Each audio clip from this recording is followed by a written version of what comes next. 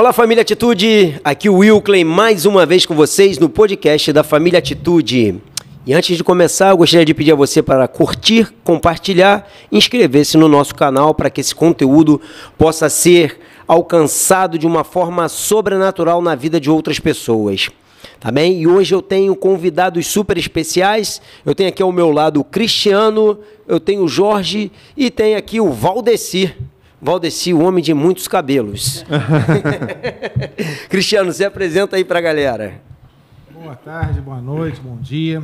Prazer estar aqui de novo, novamente, aqui no nosso podcast sobre currículo hombridade. Sou Cristiano da Paloma.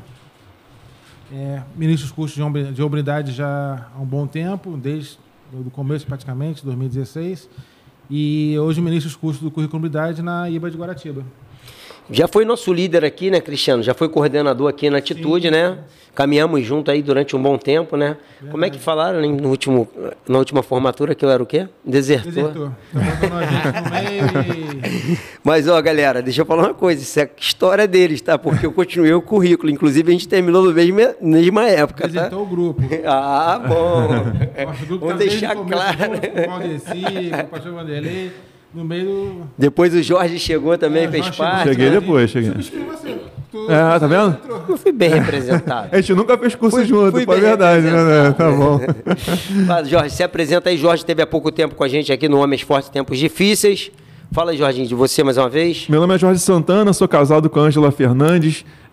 Paz para toda... Há 25 anos, né? Casados para sempre há 25 anos. Paz para toda a vida do Rafael, de 25, Fernando, 19, Mariana, de 14. Tive filho pra caramba, né? Não vou comparar com o Cristiano, não. Cara, fica não, é verdade. Cristiano é pai de... De 5, Fui falar logo na frente de quem? 5, 4, 3. 3, caiu. Tenho 2, tem um, ó. Já vem 2, vai vir mais um aí, Valdeci. Valdeci é tio de multidões, né? Vou pegar esse... E tô aí sendo líder no Ministério de Hombridade, né? Vim para a igreja por causa dos cursos de hombridade, me chamou muita atenção. Estamos aí, vamos lá. É isso. Fala aí, Valdeci, para a galera. Novamente aqui, mais uma vez. Mais uma vez, muito prazer estar com o Wilker, estar com o Cristiano, estar com Jorge. Jorge Santana. A gente fez um curso maravilhoso agora nos semestres passados e... a gente fez esse curso maravilhoso no semestre passado agora e sou casado com a Mariana, pai da Maria Clara. Não é 2, mas é uma, né? Que é maravilhosa e vivendo um tempo assim extraordinário. E aí a gente tocando esses cursos aí que são uma benção para nossa vida. É isso. E você, galera, que está em casa aí, quando o Valdeci virou, que ele tomou uma chamadinha, que ele estava falando fora do microfone, é normal, né? Aí o nossa técnica ali, o Irlan da técnica, fala mais pertinho do microfone, senão o Irlan fica doido para poder depois fazer a parte de sonorização.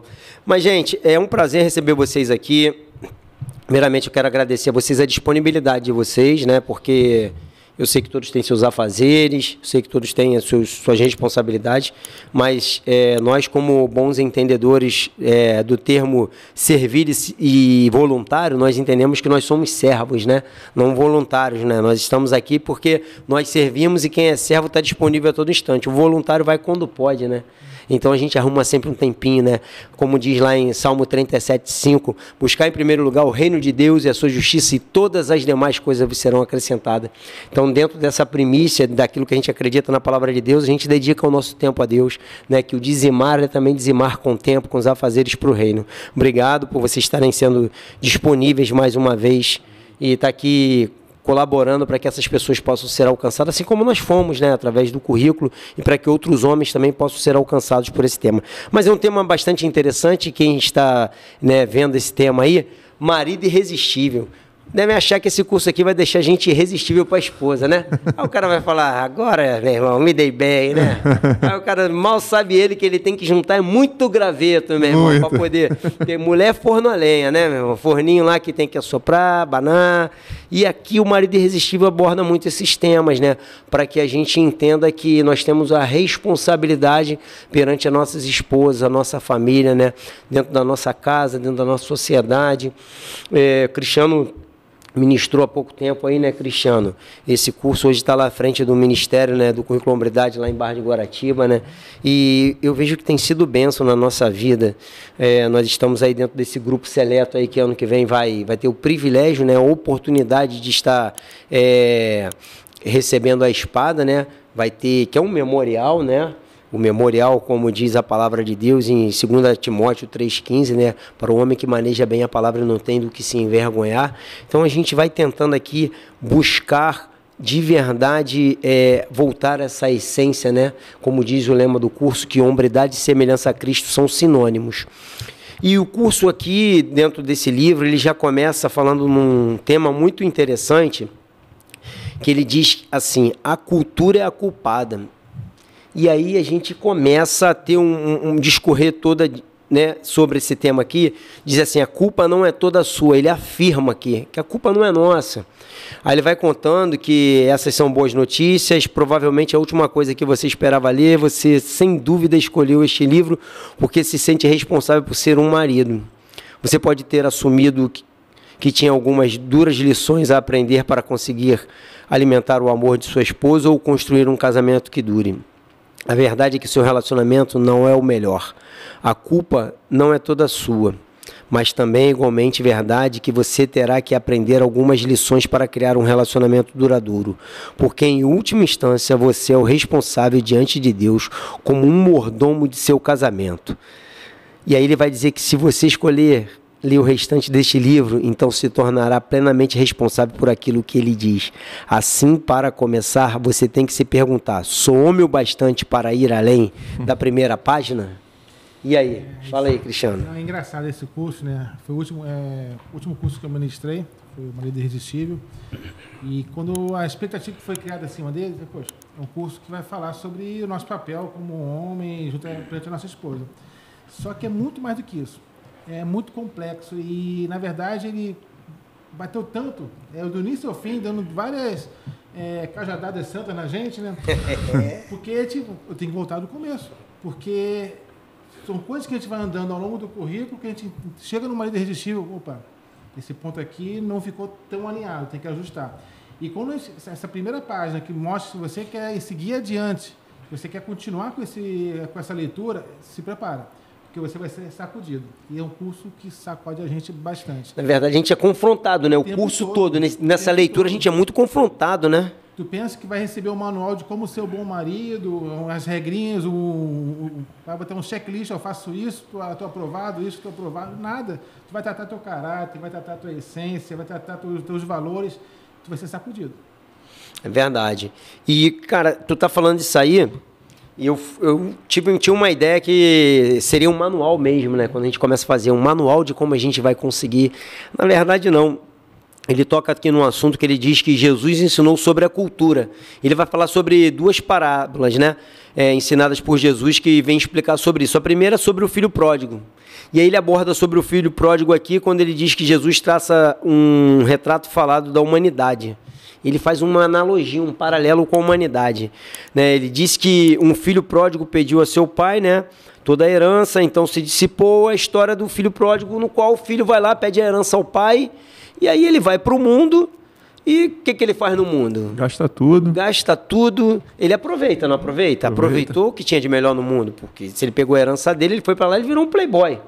Deve ter consumido muito carrão, né? Hotéis luxuosos, as mulheres mais bonitas, festas, vamos dizer que tudo aquilo que o mundo oferece, orgias, bebidas e drogas e tudo mais.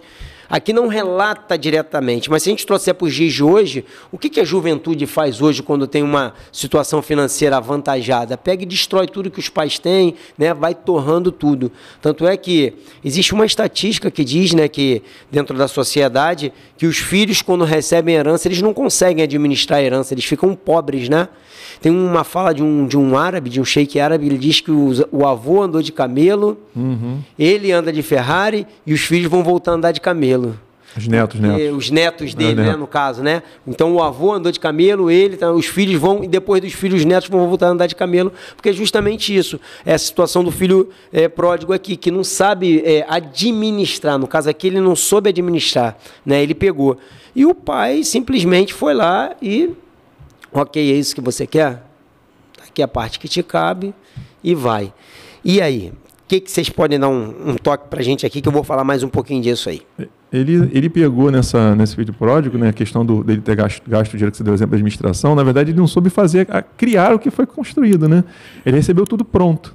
Foi entregue tudo na mão dele. Ele não teve que passar por todo o processo que o pai passou, e que também faz parte da administração, mas entender tudo que precisava ser feito para construir aquilo que foi construído. Ele simplesmente obteve tudo, não passou por nenhum ensinamento, perdeu tudo e agora para reconstruir, para conquistar. E outra coisa, né?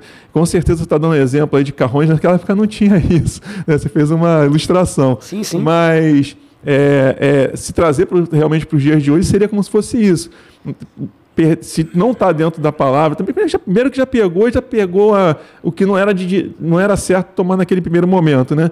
Então não estava dentro da palavra de Deus, não estava buscando as coisas, os ensinamentos principais, e gastou tudo, perdeu tudo, depois pediu o pai novamente para ver se abraça ele de volta. Eu acho interessante que ele fala aqui que a parte interessante dessa história é que não foi o diabo que levou o filho pródigo a deixar a casa do pai. Satanás não aparece nessa história. O próprio jovem quis partir, pegar o dinheiro, sair e viver a vida em plenitude. Por quê? Em contradição ao governo da casa de seu pai, a atração da cultura com tudo que ele tinha para oferecer levou aquele filho para longe. Diz que o filho não conhecia a diferença entre a liberdade e a licenciosidade até que ele deixou o pai. Desperdiçou sua herança num viver desenfreado, que eu comentei aqui, né, sobre as diversões, fiz uma analogia aqui do que ele pode ter feito. Encontrou-se sozinho, sem saber o que fazer, trabalhando num chiqueiro e passando fome. Isso é uma coisa que a gente pode trazer para os dias de hoje. Tu vê o jovem, né, quando começa a ganhar o mundo, começa a trabalhar, começa a ganhar seu dinheiro. E aquele jovem que às vezes está no lar cristão, eu falo com base no meu testemunho. Tu começa a ganhar um dinheiro, começa a trabalhar e tu começa a se encher daquelas coisas do mundo. E tu tá pleno, tu tá cheio. Tá cheio de coisas que não edificam, mas tu tá cheio. E tu não sente a necessidade de buscar Deus. E por não ter um acompanhamento, uma instrução correta, tu vai acabar caindo lá na frente. Tu se enche provisoriamente. É um momento de enchimento de coisas do mundo, mas é um enchimento com prazo de validade. Por isso, depois, os jovens, quando começam a galgar as coisas no mundo, eles chegam no estágio que estão tão cheios das coisas do mundo que se esvazia rapidamente. E quando vem esse vazio, daí vem aquele choque. Agora, quem tem uma base bem estruturada, entende que o enchimento tem que ser pelo Espírito Santo, que é um enchimento sólido, consistente, que você vai estar lá pleno. Então a gente acaba deixando as paixões do mundo fazer com que a gente trilhe caminhos que vão levar para o abismo. E quando você vê, tu despencou. Então, na verdade, o nosso papel hoje com esses cursos é firmar mesmo que nosso compromisso é com Deus, com a nossa família, e buscar se encher completamente. Para não deixar essas coisas do mundo preencher nosso caminhado. Fala aí, Valdeci, dá um complemento aí para a gente. O que você acha aí dessa situação? Esse início aí, né, ele traz para a gente uma visão muito clara sobre a influência da cultura, né? Nós constantemente temos o risco de perder a noção do que a cultura pode fazer num lar, o que a cultura pode fazer na nossa vida profissional, nos nossos relacionamentos. Então, quando ele diz, né, a cultura é culpada, né? A culpa não é toda sua. Ele fala mais à frente. O quanto isso impacta na nossa vida, e se nós não tivermos uma atenção sobre isso, os riscos que a gente corre. Quais foram os pensamentos que o filho pródigo estava envolvido? Eu costumo dizer, né, que o filho pródigo, ele não sai, aquele dia foi só o dia que ele saiu de casa, mas ele já tinha desistido há muito tempo. Quando há um rompimento de um relacionamento, quando há um rompimento de uma carreira profissional, tem o dia que a pessoa saiu ou teve aquele rompimento final, mas na verdade ela já não está ali há muito tempo, porque ela já saiu mentalmente, ela já saiu nos pensamentos dela, nos desejos dela. Então a gente tomar o cuidado do que essa cultura traz para nós. A culpa não é toda nossa, a gente está passando diversas coisas que a gente já passou ou está passando no momento, porém a gente tem a responsabilidade, como o Will mencionou, né, de ficar atento a isso e não sucumbir diante da cultura, principalmente a cultura que está sendo imposta hoje, os valores muito invertidos. A gente está vivendo hoje um bombardeio muito maior nesse sentido.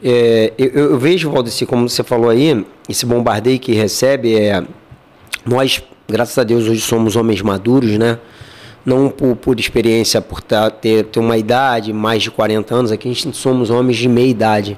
Mas os jovens, eles sofrem um bombardeio muito grande de informações e de coisas, por exemplo, vou falar de algo simples. Um iPhone, ele é lançado todo ano. E a juventude, ela está em busca de quê? De ter um iPhone mais moderno para se autoafirmar. Não é isso? E o cara, ele é um garotão, ele quer trocar de carro, quer ter o carro assim, sabe para quê? É uma autoafirmação. Ele tem essas necessidades. Então eu creio que aqui na época do filho pródigo, foi mais ou menos isso, foi o que tu comentou. Quando ele tomou essa decisão de pedir ao pai, tudo isso já ardia no coração dele, já tentava ele de uma maneira que ele queria viver aquilo. Foi uma decisão dele. Foi só a saída física. Só foi a saída física, porque o desejo já havia nele, no interior. Até ele tomar a decisão de ir falar com o pai, eu creio que demorou um certo tempo. Quando ele tomou essa decisão, que foi lá e tomou a coragem, porque a gente quando vai falar com o pai, a gente tem que tomar coragem, né? A gente tomou uma coragem, um receio, assim, nós fomos criados dentro de princípios e valores, né, cristãos, mesmo que ainda não tenha sido criado no Evangelho, mas antigamente os valores, eles eram mais respeitados, né? Era mais firme, né? Era mais firme, né, nossa criação. E aí eu creio que, imagina numa época dessa aqui, então, para ele chegar até o pai, ele tomou coragem e fez isso. Olha, teve uma atitude, porém foi uma atitude que trouxe para ele uma experiência muito negativa. Mas pela graça, bondade e misericórdia de Deus, como um pai é sempre amoroso, o pai estava de braços abertos esperando a ele voltar. Sim. Assim Deus faz com a gente quando a gente peca, né? Então a gente dá as vaciladas, a gente erra e quando a gente se arrepende daquele momento de verdade, Deus está pronto a nos perdoar. Porém, as consequências ficam, as marcas ficam, né? O pecado, ele deixa a marca, né? Então, por isso que os cursos vão nos ensinar que é melhor nós confessarmos uma tentação do que ter que se arrepender de um pecado. Que você vai ter que confessar o pecado a Deus, se arrepender, depois confessar aos irmãos para ser curado, mas as marcas ficam do pecado, né? O tempo vai passar, mas isso vai continuar machucando a gente. Numa outra parábola aqui, ele aborda sobre a semente e o semeador. E essa parábola, existem inúmeras pregações aí, a gente pode fazer várias analogias sobre essa parábola, né?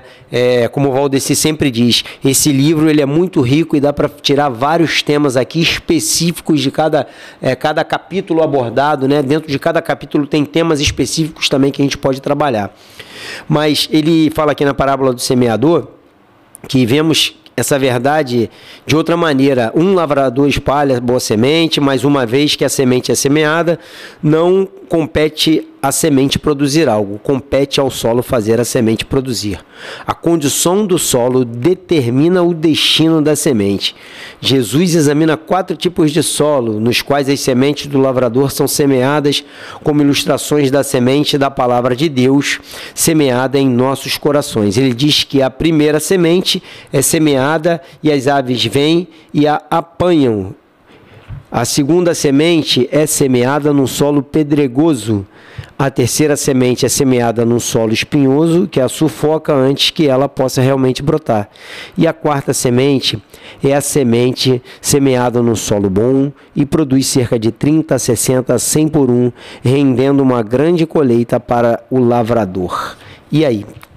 O que vocês podem nos ajudar a elucidar aqui sobre essa parábola da semente? Assim, a gente está falando sobre o pecado, né? O filho pródigo, ele semeou, teve as consequências. Então, onde você vai botar a tua semente, vai gerar uma consequência lá na frente. Qual tipo de solo, né? Qual tipo de solo, qual tipo de adubo que está colocando ali, como é que você está cultivando aquela terra. Então, assim, é importante a gente saber onde a gente está colocando o nosso coração. Onde a gente está investindo nosso tempo, onde a gente está alimentando nosso espírito para ficar fortalecido, né? Porque o que a gente está plantando hoje, a gente vai colher lá na frente. E a gente está colhendo algumas coisas que a gente plantou lá atrás. Então, assim, e onde a gente plantou? Então, a questão é como é que está a nossa caminhada nisso tudo? Onde a gente tem colocado nossa semente? E como a gente está cultivando essa semente, né? E justamente ele estava falando sobre a questão dos jovens, e eu estou falando que dos meus filhos, que eu tenho, né, os 3, a briga da gente, né, como pais, para educar hoje, essa questão do celular é muito forte, porque aí está aberto para tudo. Sim. Então você luta trazendo teu filho para a igreja, luta levando a palavra, luta dando os exemplos, mas aí ele, de repente, em um determinado momento, ele vai para dentro do quarto, para algum outro lugar, ele abre o celular, entra no YouTube, entra numa mensagem, começa a se alimentar de algo que não vai produzir bons frutos. Né? Vai levar ele para longe da palavra, vai levar longe das coisas morais, vai levar para a cultura que o mundo está oferecendo para a gente, essa destruição da família. As pessoas já ficam, como o Cristiano falou, buscando aquela questão da vontade de conquistar. Mas é tão vazia que nunca tem nível, sempre vai ter que procurar algo maior. Você sai de um show que é um show melhor, você vai para que é um carro melhor, daqui a pouco você está no helicóptero, você está no jato, você daqui a pouco está chegando, não tem limite, né? Se não for dentro da palavra de Deus. Então essa questão da parábola do semeador, ela tem várias vertentes, dá para mostrar várias situações, né? Até da pessoa que recebe a palavra, vai ali para o lado de fora, se mistura junto com os amigos, que não são os amigos que deveriam estar se misturando, a gente acaba sendo influenciado por aquilo que a gente ouve, por aquilo que a gente vê, né? E daí por diante. E hoje também, né, uma coisa que ele pontuou aí muito sobre o solo, né? Ele fala muito sobre o solo. A nossa mente é como um solo fértil. Tudo que plantar, ela vai produzir abundantemente. Aí depende de qual semente vai ser colocado. Mas no caso aí, ele pega a parábola de Jesus, onde Jesus fala que a semente é boa. Os cursos que nós fazemos, todos os cursos, 11 cursos, eles são extraordinários, eles são muito bons, eles são testados, aprovados, comprovados. Não tem o que falar dos cursos em relação a resultados. Mas aí tem um ponto, como o Jorge está falando, a questão dos jovens e tudo mais, e a nossa também. Para nós termos bons resultados, e essa semente, que são os cursos, essa semente, que é a palavra, ela produzir como ela deve produzir, como nós estamos cuidando do nosso solo, que é a nossa mente? Ela está cheia de espinhos, que são as amarguras, ela está cheia de pedras, que são os pesos do passado, ela está cheia de aves de rapina, que é a mente aberta para tudo que o mundo oferece, e aí as aves de rapina. Você bota a palavra lá, só que aí tem uma música bacana, tem um vídeo bacana, tem uma piadinha bacana, tem um cachorrinho bacana aqui pulando na internet também, e você coloca tanta coisa ali que aquelas aves de rapina levam a semente boa que está ali. Então, para nós produzirmos frutos nesses conteúdos, nós passamos por várias etapas e continuamos passando. Aqui no livro ele fala, tem uma parte que eu acho muito bacana, nós não somos homens perfeitos porque fizemos marido irresistível. O marido irresistível não é o homem perfeito, é o homem que está amadurecendo. Hoje mais, amanhã mais, depois da manhã mais.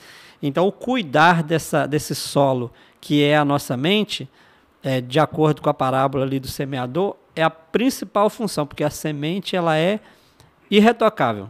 A palavra de Deus ela é irretocável. Esses cursos eles são transformadores. Nós aqui, vários homens já passaram por nós, a gente fala, né? Homem ao máximo, então a gente sabe se o cara vai continuar depois da segunda aula, porque na segunda já é o suficiente se o cara vai correr ou não. Porque a mente não está preparada. Então é até um gancho muito bom da gente cuidar da nossa mente e ajudar os nossos filhos, nossas esposas a cuidar desse terreno, porque é ele que vai dizer se nós vamos ter uma boa colheita e se a semente vai florescer ou não. Quando tu falou aí, Valdeci, a questão a nossa mente é o solo, né, que tem que estar preparado, a Bíblia vai falar que, sobre tudo que deve guardar, guarda o teu coração. O coração, quando está falando, não é coração para sentimento, é a mente que faz uma analogia, né? Onde você guarda as informações, aquilo que a gente recebe.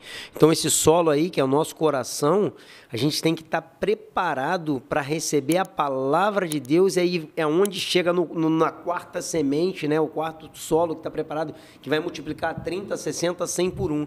Porque o restante, se o nosso solo não tiver preparado, o nosso coração vai ser como a primeira, a segunda ou a terceira semente. Aqui, onde vai cair no solo ruim. Muitos de nós começamos lá no início produzindo só 10%, né? A gente não tem que continuar porque eu quero chegar numa produção. Mas foi o entendimento que nós tivemos ali, que a gente precisava preparar o nosso solo, o nosso coração precisava ser preparado. Nós fomos confrontados no homem ao máximo, fomos sacudidos, recalcados, transbordantes, e agora estamos dando fruto. Não é isso? Nós somos assim, dessa forma. A gente vai à risca do que é a palavra de Deus. Por isso que a palavra de Deus diz que ela é viva, ela é inerrante, ela é infalível, é eficaz. Porque quando nós nos deixamos ser tratados, nós somos ensináveis, acontece isso aqui. O nosso coração se torna um lugar saudável, um solo de boa terra, que vai frutífero, que vai progredir, vai multiplicar, né? E a gente, com tudo isso, a gente vai alcançar outras pessoas, que é o mais importante. A gente continua. Ide. E o podcast é uma forma de preparar o solo para quem vai chegar nos cursos. Verdade. Porque a gente vai entender, porque muita gente chega nos cursos sem saber o que é. O que é o meu máximo? O que é o marido irresistível? É isso aí, a gente vai sabatinando aqui, né, cara? Cai de paraquedas, porque às vezes foi a esposa que escreveu, e cada uma turma assim entender o que está acontecendo. Essa da esposa que escreveu é engraçado. Já vi, tá? Eu já vi sogra escrevendo o genro, já vi. Gente boa, hein? Imagina, né? Então, as pessoas que estão assistindo o nosso podcast vão ver que a gente está preparando o solo para as pessoas que estão chegando. Porque isso aqui é uma ferramenta muito eficaz para a gente desenvolver a nossa verdadeira hombridade, nosso papel como homem, como marido, como profissional, como cidadão, né? As pessoas têm um panorama, né? Bem isso. Uhum. O intuito, né? As pessoas têm um panorama geral de que mundo é esse, da hombridade. Que grupo é esse? Homens de atitude do currículo hombridade. Que eles fazem? Que curso é esse? O homem ao máximo. Às vezes você entra no homem ao máximo, mas ao máximo você vai ficar lá pelo 5º, 6º, 7º. E olha lá, né? E olha lá. Assim. Com muita dedicação. Isso que eu ia falar agora, eu ia falar isso agora. Essa é outra palavra, a gente alimenta de comunhão, esse alimento Como eles vivem, né? E assim, seguindo aí nessa questão, né? Quando a gente fala da cultura, falou sobre o ensino de Jesus, diz que o campo de batalha é a cultura, né? A gente passa por um campo de batalha, a cultura é um campo de batalha. A gente... no dia a dia enfrenta isso, né? Hoje, quando a gente citou aqui a questão do celular, né? Que a internet, ela é full time, né? O que a gente está recebendo aqui, recebe do outro lado do mundo, né? Que já é outro dia, né? Do outro lado do mundo, mas a gente recebe simultâneo. Ele diz que a cultura corrói a hombridade, levando os homens a adaptarem-se ao mundo e a morrerem por isso, ao invés de vencer e subjugarem o mundo. Também muitos homens cristãos passam 100% do seu tempo lutando contra o diabo, o qual é somente 25% do problema, em vez de lidarem com a cultura na qual eles nasceram, que foi 50% do problema na parábola de Jesus, que é a questão lá do solo, né? O ambiente que ele foi gerado. Onde foi gerado? Nós aqui, qual a cultura a gente foi criada, né? A cultura, por exemplo, que eu fui criado é a cultura do homem macho alfa, né? O homem, para ser homem, tem que pegar tantas mulheres e tal. Mas não é nada disso. Que Deus criou, a gente não criou para isso. Criou para que a gente tivesse uma mulher, se unisse a essa mulher e os dois iriam se tornar uma só carne, ponto. E dali multiplicar-se através de quê? Gerando os filhos. Né? Deus criou o sexo e o sexo é bom, mas para praticar com a esposa, matrimônio, o leito tem que ser sem mácula, né? Tem que ser santo.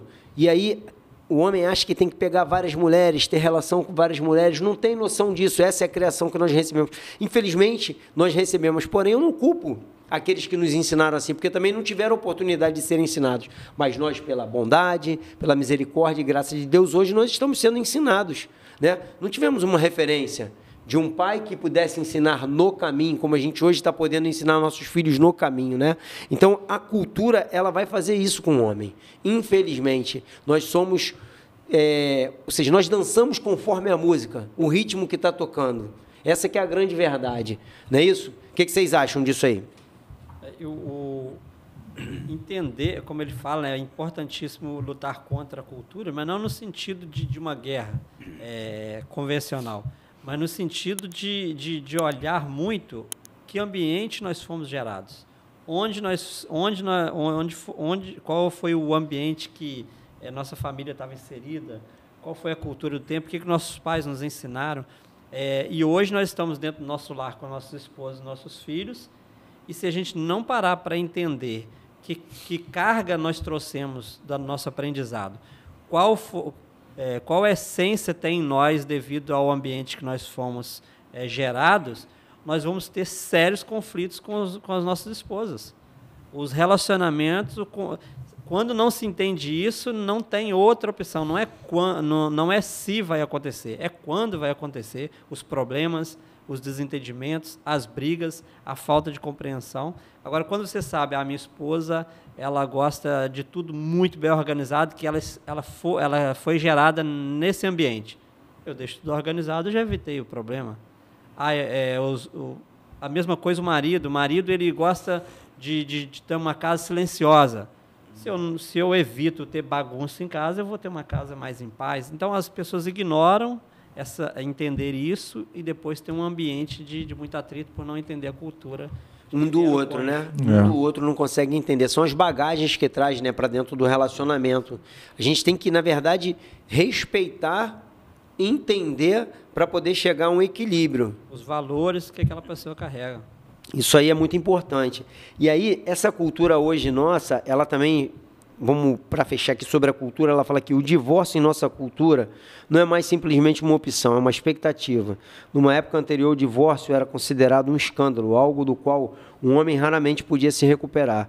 O divórcio afetava sua carreira, sua habilidade de concorrer a um cargo público, sua liderança na comunidade, e levantava dúvidas a respeito de sua conduta onde quer que ele fosse. Contudo, agora é algo tão normal que não se questiona mais. Isto é, não é questionado por ninguém, a não ser pela família devastada, pelo sofrimento e pela desconfiança que o divórcio sempre traz. Entretanto, até mesmo o sofrimento dos relacionamentos quebrados tem se tornado algo já esperado e é tratado como um tipo de esporte e lazer, ou seja, filmes abordam assuntos, programas de debate legitimam e casos reais transmitidos na TV o exploram, ou seja, a cultura é culpada.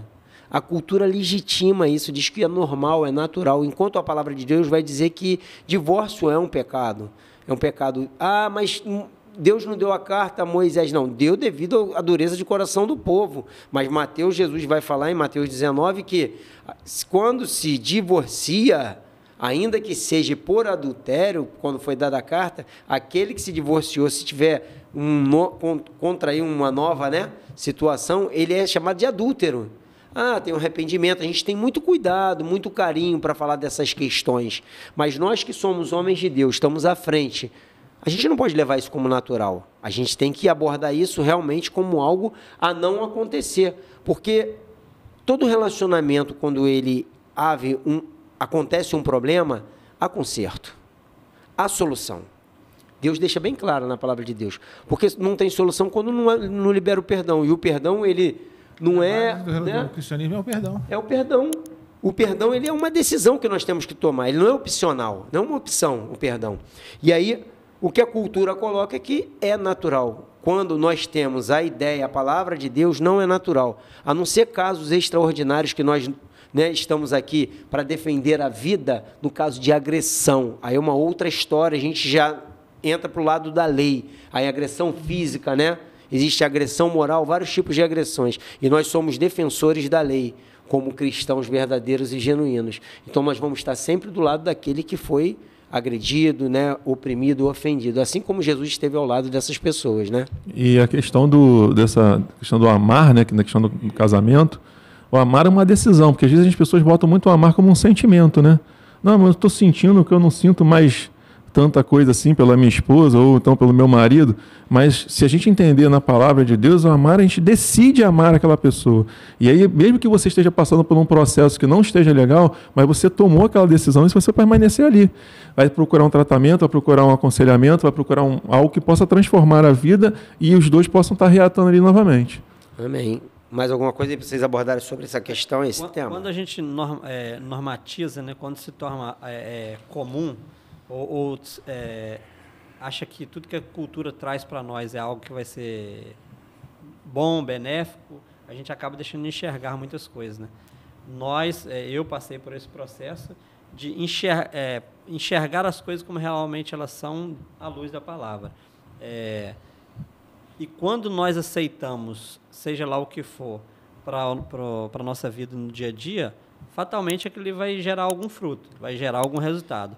Quando eu me casei com a Mariana, e aí eu sempre digo, né, que eu decidi meu último casamento, uma das coisas que foi os meus votos no altar foi que realmente nós continuamos cumprindo essa promessa e ela vai continuar sendo cumprida.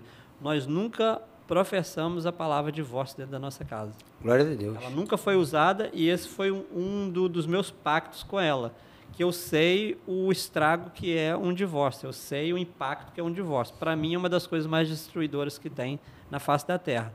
Então, as pessoas, mas até a pessoa enxergar isso, até ela entender isso, ela vai achar que o que a cultura está oferecendo é legal.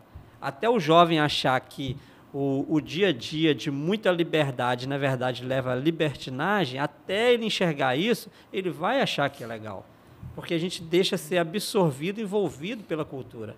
Então, por isso que o Edin Cole nos alerta demais, ficar atento em relação à cultura, porque você batalha, você luta, você ora, bem menos do que a gente deveria fazer, é claro, mas lá fora você vai encontrar uma televisão o tempo inteiro falando que é legal, não gostou do cabelo, ou se o cabelo não está para a direita, para a esquerda, tem mais cabelo, menos cabelo, já não está legal para mim. Se tem mais dinheiro, menos dinheiro, não está legal para mim. Na verdade, é porque a pessoa ela está vazia de uma essência que deveria preenchê-la e aí ela vai jogar para outra pessoa.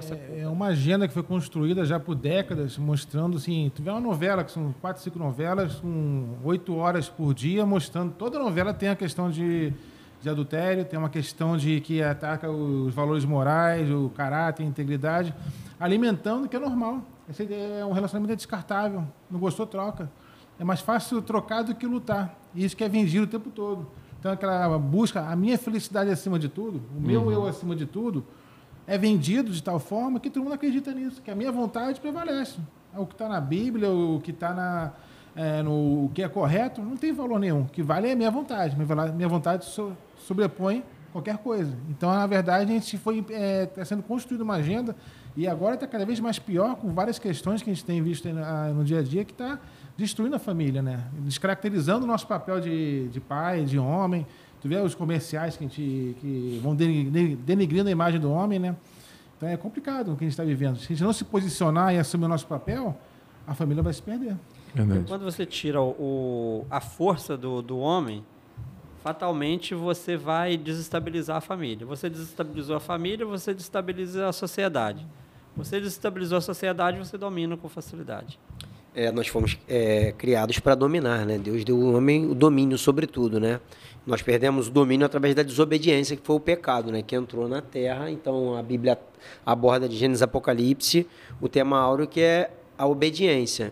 Então, por falta dessa obediência e da gente estar seguindo essa cultura que diz que é tudo normal, tudo natural, na verdade, quando está contra a palavra de Deus, nós não estamos aqui para apontar o pecado de ninguém. Nós estamos aqui apenas para dizer que não compactuamos e não concordamos. Essa que é a verdade. Nós nos posicionamos contra aquilo que nós entendemos que é pecado à luz da Bíblia. Porém, nós estamos aqui como igreja para receber essas pessoas e ajudá-los assim como nós fomos ajudados um dia, assim como eu fui ajudado, assim como a minha família é um fruto disso, o meu casamento é um fruto através do Casados para Sempre, né? Eu não tinha esse entendimento por não ter sido ensinado assim, porque culturalmente eu fui ensinado de uma outra forma. Não recrimino meu pai ou a minha mãe, os avós. Vim de uma família que tinha avós paternos separados. Eu vim de uma família, minha esposa veio de uma família onde os avós paternos dela eram separados, divorciados. Os pais eram separados. E minha esposa, ela, quando se converteu, ela fez uma aliança com Deus dizendo, eu não vou me separar, eu não vou me divorciar. Nós tivemos juntos durante alguns anos, aproximadamente ficamos aí 10 anos, nós estamos juntos há 22 anos e casados para sempre há 10 anos, né? Mas nós passamos 10 anos de muita luta, porque não tínhamos sabedoria, conhecimento da palavra de Deus. Houve um primeiro rompimento após o nascimento do nosso primeiro filho, né? Que é o Patrick. Eu sou pai do Ryan, né? De 29, 30 anos, já está fazendo 30 anos o Ryan, que vai me dar uma netinha agora, né? Vai entrar uma princesa na família, né? Pai só de menino, né? Graças a Deus, glória a Jesus. Mas meus filhos são bênção. E aí, o Ryan, que foi de um relacionamento também, por não ter tido, né, vamos dizer, uma orientação, e no momento que meus pais estavam se separando, no qual eu engravidei a mãe do meu filho, eu tinha 17 anos, ela 16. Quando meu filho nasceu, ela tinha acabado de completar 17 e eu 18. Então, 2 jovens sendo pais e eu tendo que ser homem e ela tendo que ser uma mulher assumindo uma família. E aí, a minha esposa, que é a Monique, nós estamos juntos há 22 anos, como eu disse, casados para sempre há 10 anos. Nós passamos por um processo após o nascimento do meu filho, o Patrick, de 6 meses, separamos, ficamos 3 anos e meio separados, e ela entrou na presença do Senhor, e aí voltei, e nesse caminho, que eu, né, não estava com ela, tinha uma outra pessoa, ela engravidou novamente, né, nós tivemos um relacionamento e ela engravidou do Eric, que é o nosso segundo filho, aí mais um filho gerado e porém a gente separado, e aí todo o processo de separação em que a gente não está junto, eu não aceitava que ele era meu filho porque a gente estava separado, que ela podia ter tido um relacionamento com uma outra pessoa, porém a gente, um homem secular, acha isso, né? Mas a mulher, ela sabe com quem ela se relacionou e ela tinha certeza, e realmente o Eric, meu irmão, tem tudo a ver, parecido. Antes disso eu tinha pedido um DNA, mas quando eu encontrei com ele, falei, não tenho que negar, é a cara do pai, né? E aí tem o Eric, aí veio depois o Kaique, e o Kaique foi mais uma vez numa separação, a gente tinha brigado, ela disse, ó, tô grávida, tô com tantos meses e tudo mais, e aí foi quando ela começou a entrar num propósito com Deus mais afinco, e aí Deus restaurou a nossa família, eu me converti, e aí no ano seguinte eu tive um encontro verdadeiro com Jesus através do Casados, e Deus começou a fazer parte da nossa vida. Então, o que eu quero dizer? A cultura dizia uma coisa. Vocês dois tiveram que lutar muito contra a cultura. Muito contra a cultura. Nós nos pegamos aonde? Na palavra de Deus. E é o que tem estruturado a nossa família, é o equilíbrio da nossa família, é o norte da nossa família hoje é a palavra de Deus. Por isso eu digo lá, como em Josué diz, eu e minha casa serviremos ao Senhor. Porque hoje, graças a Deus, eu, minha esposa, meus filhos, todos nós estamos na presença do Senhor. Minha nora, minha netinha, que está por vir, os meus filhos, o Patrick e o Eric, já têm namorada. A namorada do Eric já é batizada, a do Patrick não, mas elas, né, frequentam a igreja, participam da célula conosco, estão sempre caminhando. Estão sendo, né, se vier a casar um dia, a gente crê que seguirão também, assim como a minha nora, né, que está grávida, a Maiara, enfim, está na presença do Senhor. Então, mas tudo isso por quê? Porque nós buscamos isso, né, entendemos que a gente não precisava seguir um modelo cultural, nós temos que seguir o modelo da palavra de Deus, aquilo que Deus criou para a gente, né? Então, a gente tem que ir contra isso, realmente, a gente tem que ir contra isso. Existe um testemunho no Ministério do Casados para Sempre, não sei se vocês já ouviram, de uma sequência de divórcios que estava havendo numa cidade, e aí quem fazia os divórcios lá, fez um desafio lá dentro do local onde o pessoal chegava para fazer o divórcio, falou assim, ó, todo mundo que chega aqui, eu queria fazer um desafio, coloca para eles fazerem o curso do Casados para Sempre durante 3 meses, se não der certo, eles se divorciam. Quase 100% dos casamentos foram restaurados. Então, há solução. Há solução. É que eu digo, há solução para não divorciar. A não ser nos casos extremos que a gente abomina totalmente, que é através da agressão. Porque ninguém tem que ser agredido de forma alguma. Bom, mas indo mais à frente, porque é um tema muito rico aqui e né, amplo, a gente vai falar aqui num dos capítulos do livro, fala sobre adote um guia para a vida. Eu acho, assim, de extrema relevância a gente abordar, porque nesse guia ele aborda 30 tópicos como se fosse um para cada dia da nossa vida, como se a gente fosse olhar um para cada dia, né, do mês. E aí ele diz aqui que a estrutura deve ser edificada sobre a sabedoria. Nós já listamos a sabedoria como uma das ferramentas para construir o caráter. A sabedoria é vital para tudo que fazemos na vida. O princípio da sabedoria adquire a sabedoria, sim, com tudo que possuís, adquire o entendimento. A sabedoria capacita um homem com a habilidade de obter tudo que ele necessitar. A sabedoria dá riqueza, honra, prazer, paz e uma longa e boa vida. A sabedoria tem valor incomparável, mais do que a mais valiosa das joias. O homem que sabe distinguir o certo do errado e tem bom discernimento e bom senso é mais feliz do que o homem que é imensamente rico. E aí, sobre aqui a palavra, vai dizer, se porém algum de vós necessita de sabedoria, peça a Deus, que a todos dá liberalmente e nada lhes impropera, e ser-lhe-á concedida. Ou seja, Deus promete dar sabedoria, se nós pedirmos, né? A única condição para receber a sabedoria é o quê? Pedir. Né? Eis que bato a porta. Jesus está o tempo todo. Se abrir, entrarei e cearei convosco.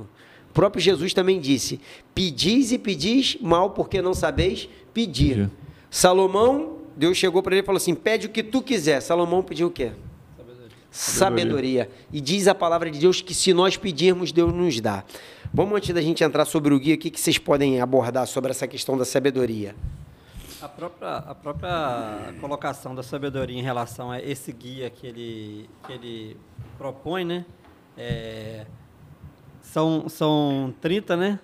30 sugestões que ele faz, e todas elas são extremamente simples, porém traz um impacto, um resultado para as nossas vidas extraordinário. Se a gente usar a sabedoria para colocar as coisas simples em prática, ser sábio ao ponto de entender que as coisas simples é que nos levam a resultado extraordinário. Mas a maioria do tempo as pessoas estão procurando mágica, estão procurando soluções mágicas. Inscrevi meu marido no curso Homem ao Máximo. Semana que vem ele é outro homem. É varinha de condão. Esquece que é um processo. É um processo. Iniciar o currículo de habilidade é um processo. E o processo de aplicação de coisas simples. Como ele fala no primeiro, né? Você estabelecer um calendário pessoal antes do profissional. O que o mundo em geral faz? Trabalho é mais importante que qualquer coisa. Deixe no futebol do filho, deixe de estar com a esposa em determinado lugar, deixe de dar atenção à esposa, deixe de fazer tudo isso. O quanto a gente tem que treinar a fazer esse simples e o resultado que esse simples vai trazer. E se priorizar, assim, o que o mundo coloca o trabalho é fundamental. Tem aquele filme Clique, que é um filme que mostra como você perde coisas, tu perde o crescimento do teu filho, tu perde momentos de comunhão com a família, momentos de prazer, porque tu está preso numa agenda que você se escravizou, você não priorizou o que é necessário. Então, esse primeiro ponto é um dos fundamentais para a gente caminhar numa família saudável, é priorizar a nossa família. Qual a primeira coisa que a gente tem que fazer? A minha agenda familiar. É cuidar dos meus filhos, cuidar da minha esposa, vamos caminhar juntos, que as outras coisas vão sendo acrescidas naturalmente, de uma forma mais saudável e produtiva. Para nós cristãos tem um plano, né, que a gente tem que abordar e entender que a gente está debaixo como se fosse um guarda-chuva, né? Que a gente viu até numa ministração aí, mas isso a gente aplica há muito tempo dentro do currículo dos casais lá, do estudo dos casais, é que em primeiro lugar a gente tem Deus, em segundo lugar vem família, aí família é cônjuge, que é a esposa, né, o marido, filhos, trabalho, aí vem a igreja, e o ministério é depois. Então, quando a gente altera essa ordem, a gente acaba machucando as pessoas, não dando a atenção que tem que dar. Foi o que vocês falaram aqui, coloca em primeiro lugar o trabalho, porque o trabalho é necessário, mas a palavra de Deus deixa aqui, eu citei no início do nosso podcast, buscar em primeiro lugar o reino de Deus e a sua justiça, e todas as demais coisas vos serão acrescentadas. Então, ele tem umas sugestões aqui de um guia para a vida diária. Ele começa, como o Valdeci disse, com essa simples: dê prioridade à sua família, só isso. É um tempo de qualidade com a família, é o sentar em casa para almoçar, no final de semana pode tomar um café da manhã além de almoçar, ou jantar dia de semana se não puder almoçar, porque todos têm seus afazeres, estudo, trabalho, mas são momentos preciosos que a gente não pode descartar. Resgatar a mesa, né? Sentar à mesa, tomar café da manhã, almoçar, ter esse momento de comunhão junto à mesa, que foi essa questão de cultura, esse perdido. Tu se perde esse momento se você está interagindo, conversando, como é que foi seu dia, como é que está as questões de trabalho, de colégio, faculdade, como é que está tudo isso. E a gente deixa passar batido porque a gente está priorizando outras coisas.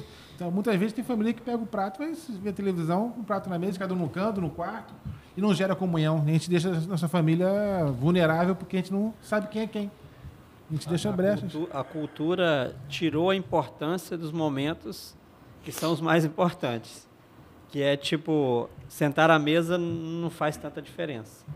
E ele faz algumas colocações, né, nesses 30 sugestões, que faz nos lembrar da importância realmente daquilo que a gente deve dar atenção.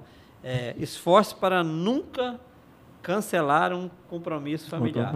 Quantos de nós já cancelamos um compromisso familiar por milhões de outras situações? E um compromisso familiar, essa semana eu estava até conversando com algumas pessoas sobre isso, você estar olhando seu filho jogar futebol é um baita de um compromisso. Dos compromissos mais sérios. Alguém pode te ligar e você pode dizer para essa pessoa, não posso te atender agora porque eu estou num compromisso muito sério. Você estar conversando com a sua esposa na varanda, sentado, é um baita de um compromisso que você pode desligar o celular e falar para a pessoa que te ligou, pode ser até seu chefe, pode ser quem for, e dizer, eu estava num compromisso muito importante. Mas as pessoas não colocam isso como um compromisso importante. Isso você acaba ensinando no exemplo. Tu vê que, tu mostra para os teus filhos o quanto eles são importantes, quanto tua esposa é importante quando você tem esse tipo de atitude. Sim. Porque você está mostrando só, em primeiro lugar é a minha casa. Então, para depois, ficar para depois mesmo. O trabalho fica para depois. Tem que valorizar a atenção que eu vou dar à minha esposa, a atenção que eu vou dar para o meu filho. Eu, particularmente, quando chego em casa, meu telefone fica largado. Eu não quero mais saber de telefone. Eu raramente fico com o telefone direto, assim. É só uma coisa pontual ou outra, mas de regra, não quero mais ficar preso ao telefone, porque o telefone é uma coisa que escraviza a gente fica lá condicionado a ficar respondendo mensagem toda hora, ficar olhando alguma coisa. Então deixa ter um horário certo para tudo. Deixa em casa, certo horário, deixa o telefone no cantinho e vai dar atenção devida que tem que ser dada. Eu estava assim, interessante você falando negócio do futebol. A gente, por um período, lá atrás, a gente para fazer exercício, né? A gente procurou coisas ao ar livre, né? Para estar junto com a família, de ter aquele momento ali de lazer e estar junto, se distraindo. E eu, quando tinha 18 anos, eu comprei um patins. Quando eu fui aos Estados Unidos, eu comprei, estava lá largado, cara. Eu falei, cara, o patins está aqui ainda, vamos ver se isso funciona.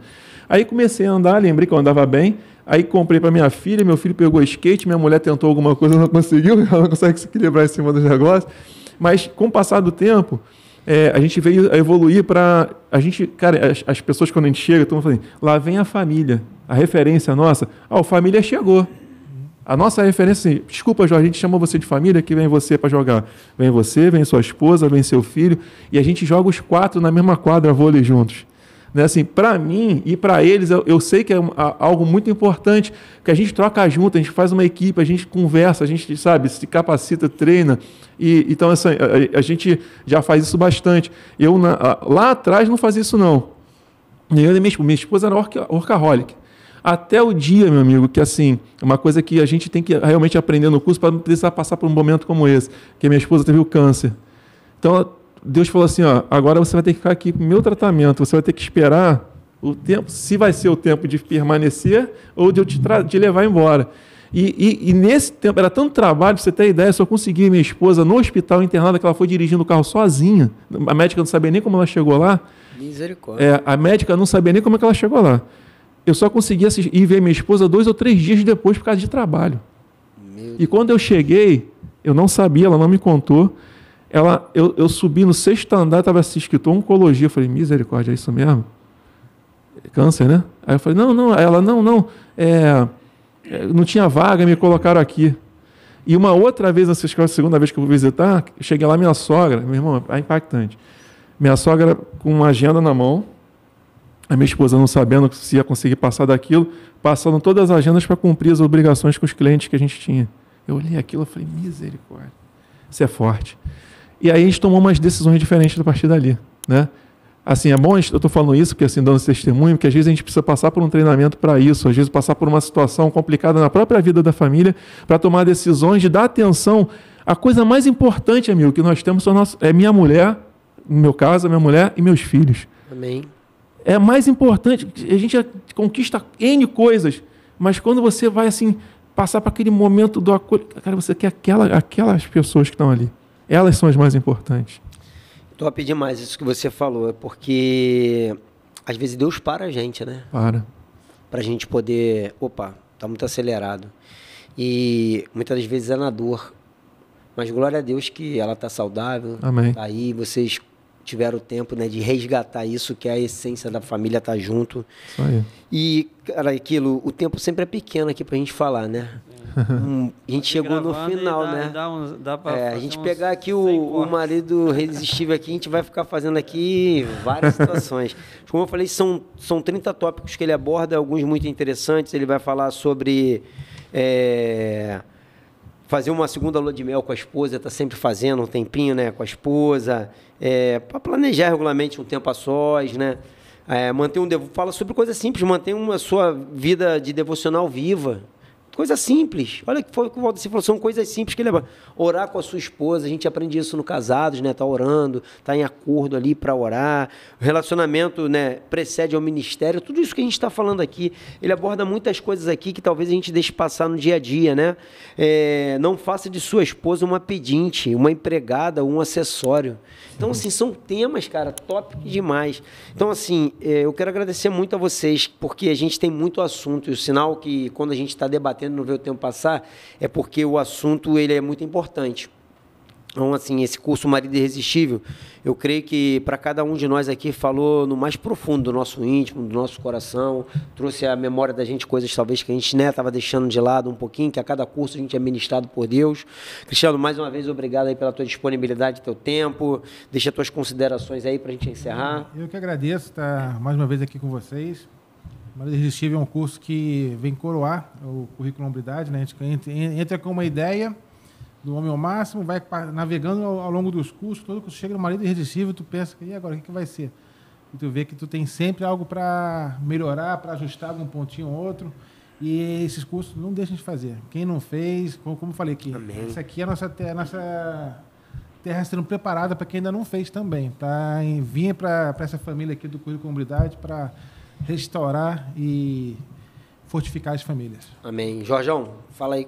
Eu não vou repetir o que o meu líder falou, né? Na verdade, eu quero agradecer e honrar esse líder incrível que andou com a gente, caminhou aí, dedicou o tempo da vida dele com a gente. Eu também tive a oportunidade de estar nessa última turma do Marido Irresistível junto com o Valdeci, um cara fantástico. Eu nunca vou esquecer, no dia que ele foi sair, me deu uma carona lá, aquela carona abençoada.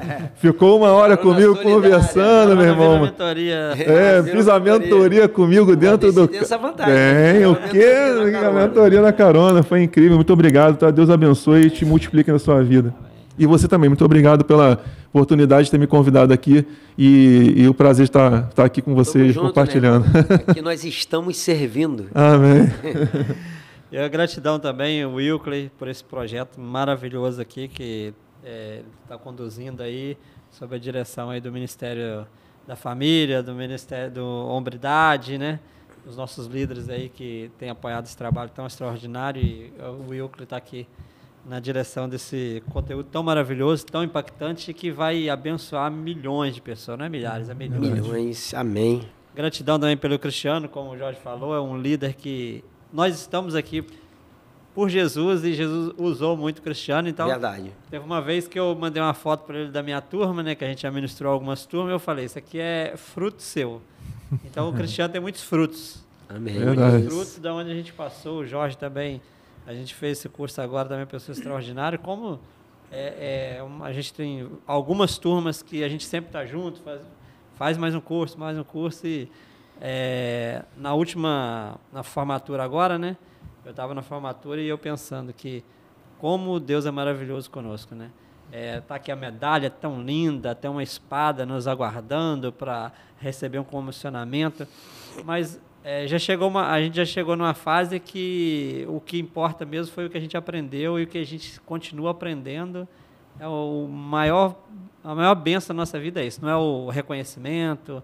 É verdade. Então, gratidão imensa. Também sou muito grato pela vida de vocês, como vocês falaram aqui do Cristiano, eu agradeço muito porque a gente teve a oportunidade de caminhar junto, o Cristiano foi meu líder também, né? Como ele disse aqui no começo, eu fui desertor, não fui não, tá? Continuei caminhando.